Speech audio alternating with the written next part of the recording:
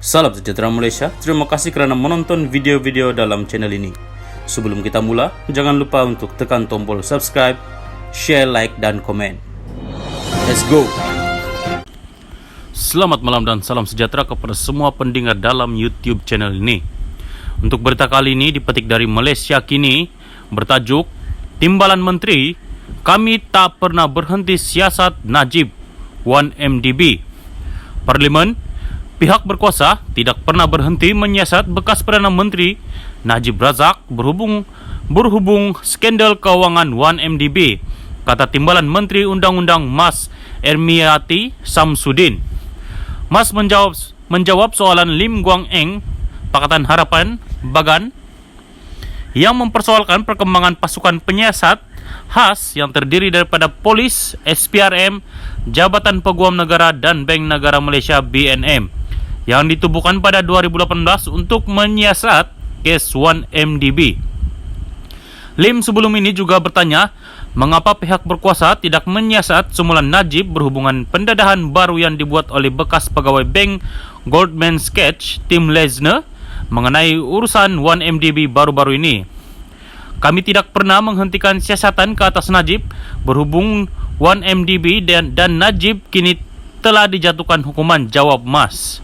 Mas bercakap semasa mesyuarat Kamar Khas mengenai usul Ketua Pembangkang Anwar Ibrahim, Pakatan Harapan Port Dickson, untuk membincangkan perkara yang didedahkan oleh Lesner semasa memberi keterangan saksi dalam perbicaraan rasuah bekas rakan sekerjanya Roger Ng di New York. Berkenaan isu terkini dengan Lesner, kami masih dalam siasatan. Sebab itu apabila kami mendapat tahu mengenainya, kami terus menghubungi bekas Ketua Pegawai Eksekutif Kumpulan Astro Malaysia Holdings Berhad, Rohana Rozhan, dan kami juga dalam proses memanggil beberapa orang lain supaya kami boleh menyiasat secara menyeluruh, tambah Mas.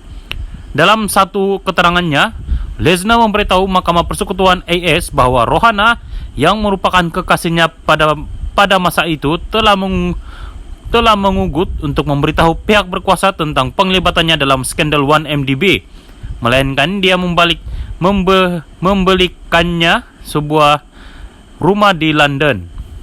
Dia akhirnya membelanjakan kira-kira AS 10 juta bersamaan RM 40 juta ringgit untuk membelikan Rohana sebuah rumah di London. Rohana sejak itu berkata dia akan memberi kerjasama sepenuhnya dengan pihak berkuasa dalam siasatan dan telah disoal siasat oleh SPRM. Dalam mesyuarat Kamar Khas hari ini, Fahmi Fazil, Pakatan Harapan Lembah Pantai, turut mempersoalkan sama ada kerajaan Malaysia sedar mengenai maklumat yang didedahkan oleh Lesner dan mengapa ia tidak didedahkan lebih awal.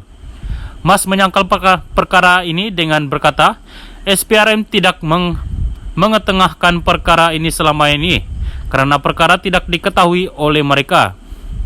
Ini kerana kerajaan Malaysia hanya mengetahui apa yang berlaku apabila Lesner membuat pendedahan itu kerana selama ini Jabatan Kehakiman DOJ AS menyimpan maklumat itu sendiri dan tidak berkongsi dengan kerajaan Malaysia, katanya.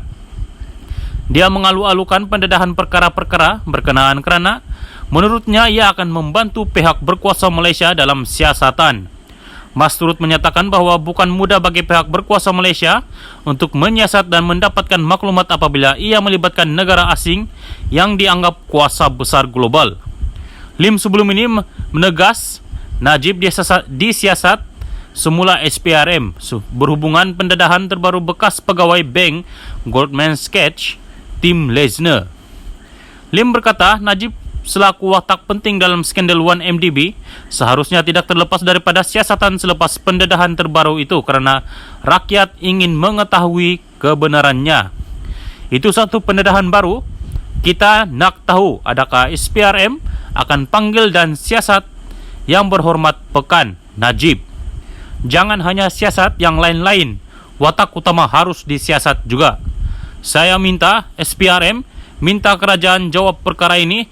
Apakah tugas khas 1MDB telah dibubarkan atau sudah dikurangkan?